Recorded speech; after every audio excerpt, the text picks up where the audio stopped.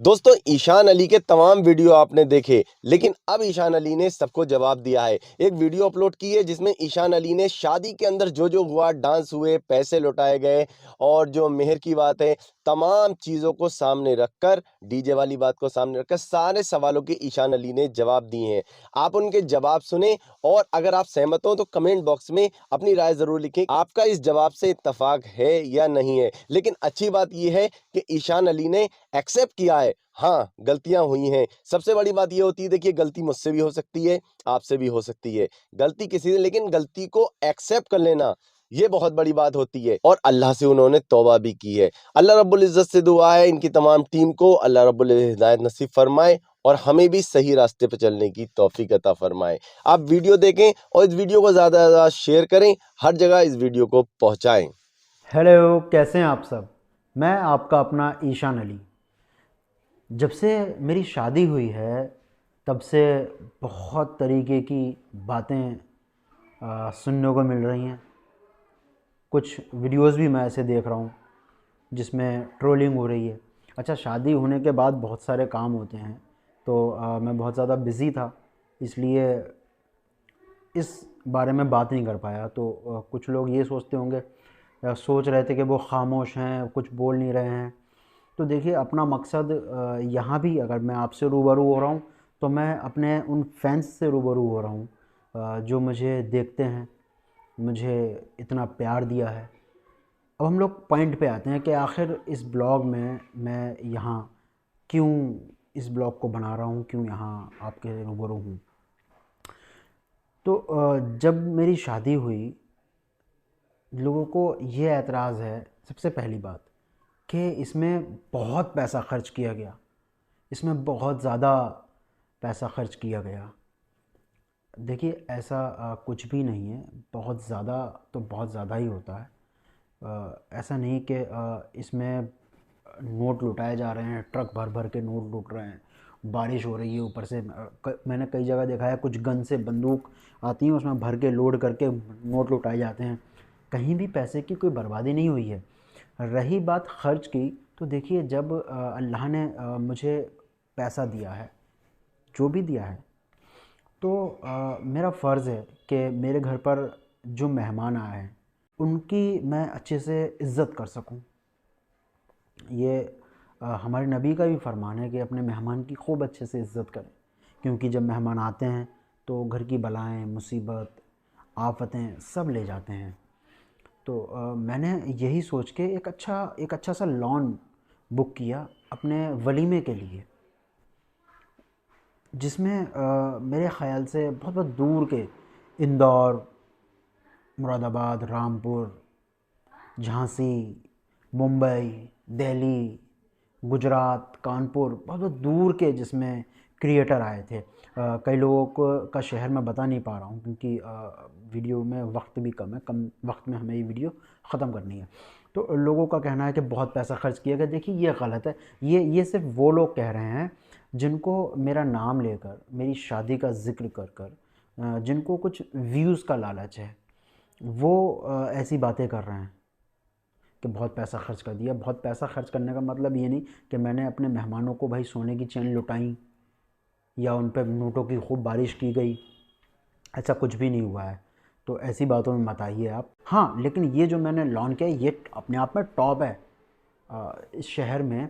जिस जगह मैंने किया, तो इसका खूब नाम है, क्योंकि इसमें हम अच्छे से फंक्शन कर सकते हैं, अच्छी गैदरिंग के साथ। मेरे मेहमान समथिंग इस शादी में 2000 लोग थे जिनको मैंने इनवाइट किया था, और 600 मेरे फैंस जो बिना दावत के इसमें आए। अब आप ख़ुद सोचिए कि मैं इंतज़ाम रखूँगा या नहीं। अच्छा, इंतज़ाम करना मेरा फ़र्ज़ है। मेरे घर पर कोई भी आए, मेरे वलीमे में आए, तो वो खुश हो, सुकून से खाना खा सके, अच्छा लॉन हो, इसलिए एक अच्छा लॉन लिया गया। मेरी शादी जो हुई, जो मेरे बारात वाला दिन, उसमें मैंने बग्गी नहीं मांगी। बग्गी या घोड़े पे, रथ पे चढ़ के मैं इस तरह से दूल्हा बन के नहीं गया। आप देखेंगे, कोई महंगी कार से मैं नहीं गया। इसे कहते हैं खर्च, ज़्यादा खर्च।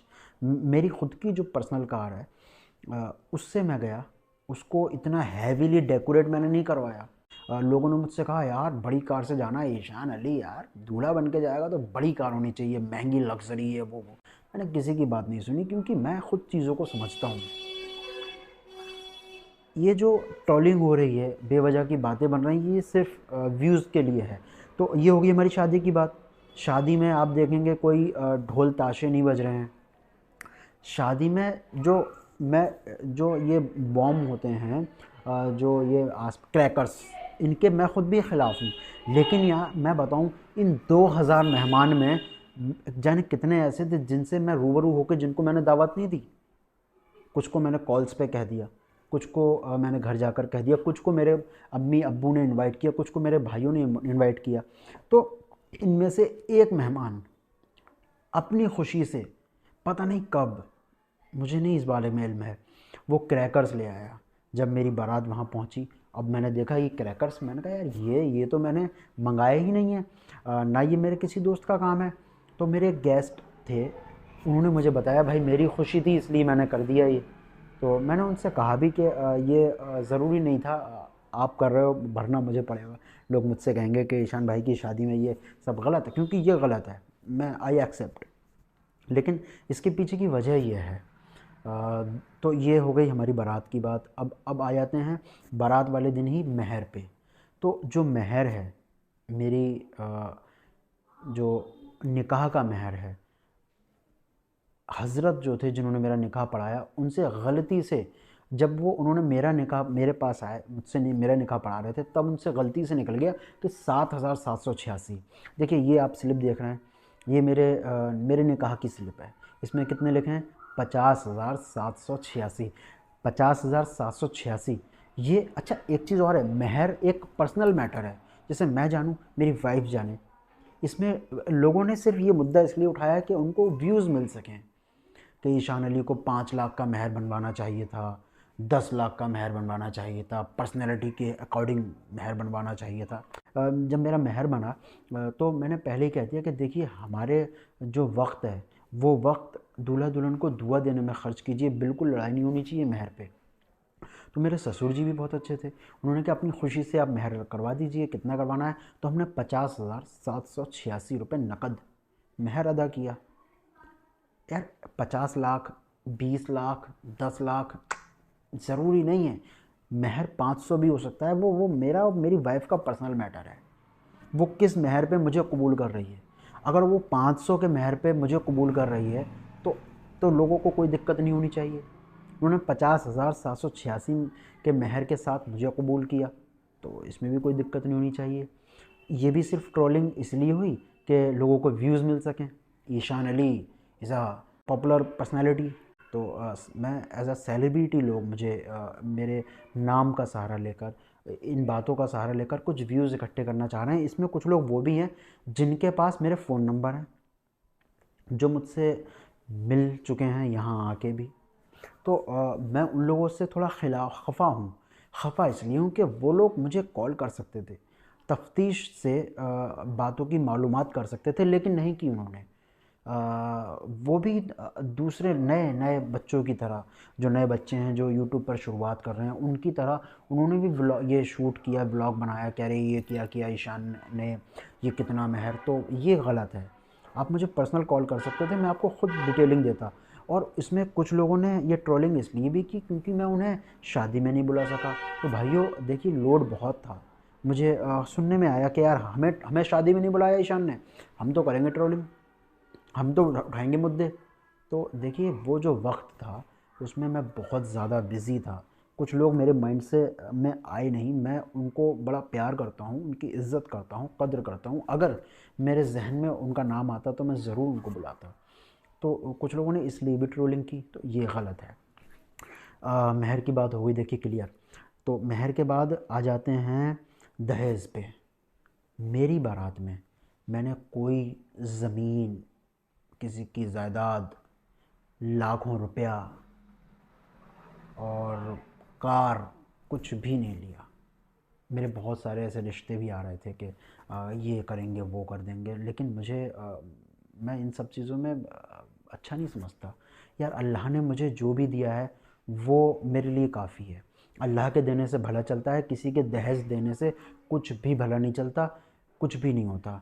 मेरा ये मानना है पर्सनली, इस बात को आप पॉइंट कीजिए, नोट कीजिए इस बात को, कि अल्लाह हमें इस लायक बनाए कि हम अपने कार की टंकी हर वक्त फुल रख सकें। अल्लाह हमें इस लायक ना बनाए कि कोई हमें कार दहेज में दे सके, क्योंकि मैं कार चलाता हूँ, कार चलाने से ज़्यादा मुश्किल है कार की टंकी को फुल रखना। वो आप तब रख पाओगे जब अल्लाह आपको पैसा देगा। दहेज कोई एक बार दे देगा, कार कोई एक बार दे देगा। तो मैंने कोई दहेज नहीं लिया। इस पे कोई मेरी तारीफ़ नहीं कर रहा है कि अरे यार ईशान अली की शादी में कोई बड़ी कार नज़र नहीं आई, लगा हुआ ये बहुत सारा तमाशे वाला दहेज नज़र नहीं आया। यहाँ कोई डिमांड नहीं, कोई दहेज का प्रेशर नहीं, और शादी में अपने आप उतना रुपया खर्च करो। मैंने अपने ससुर से कहा कि उतना रुपया खर्च करो कि किसी का उधार कर्ज ना हो।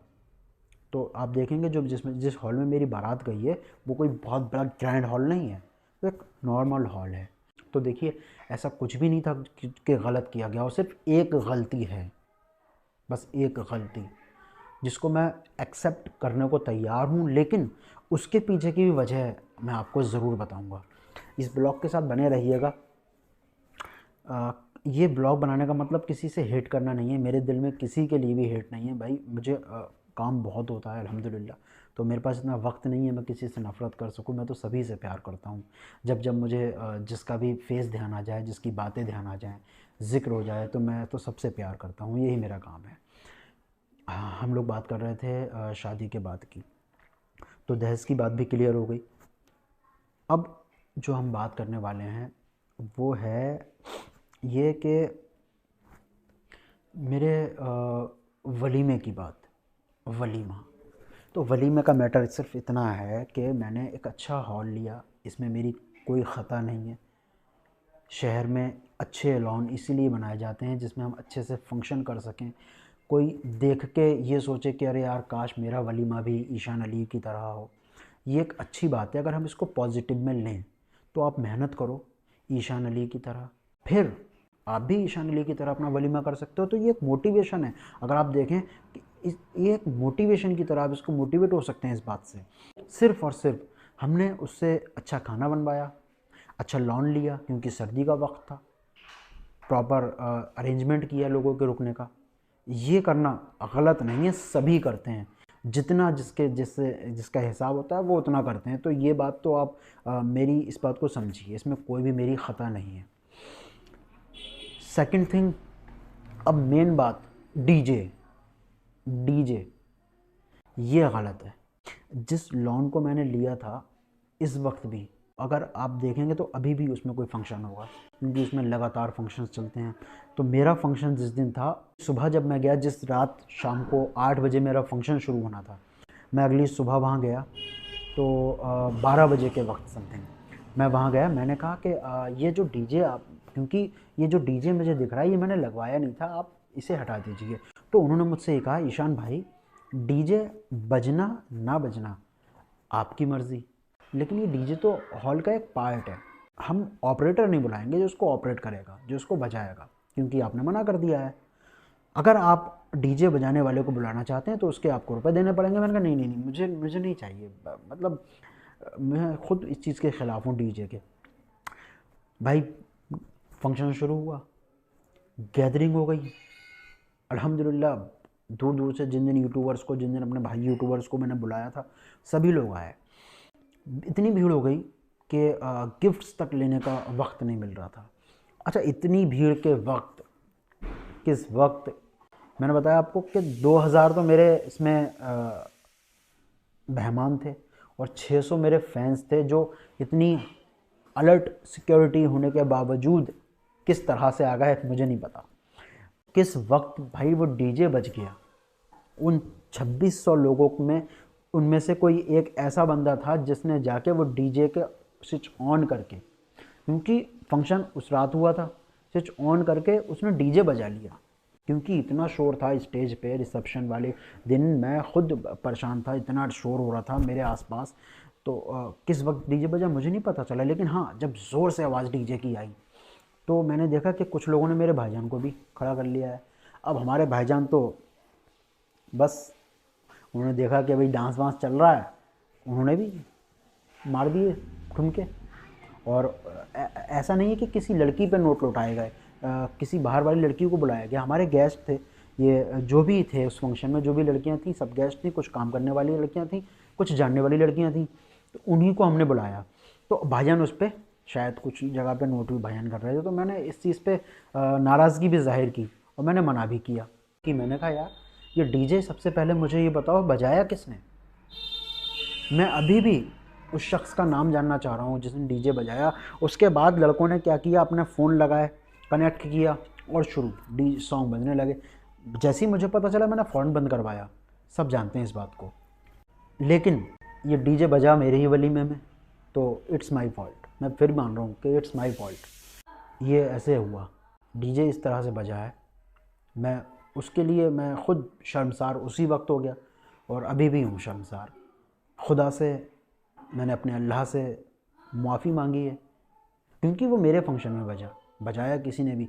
तो मैं जो मेरे अपने थे, मेरे नज़दीकी थे, उन्होंने मुझे कॉल भी किया।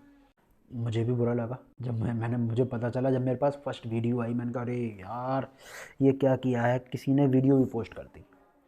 जिनका इस बात से दिल दुखा है, जिन भी हज़रत का, जिन भी फैंस का, मैं नाम लेके नहीं कहना चाहूँगा, लेकिन हाँ उसके लिए I accept my fault, I accept my mistake.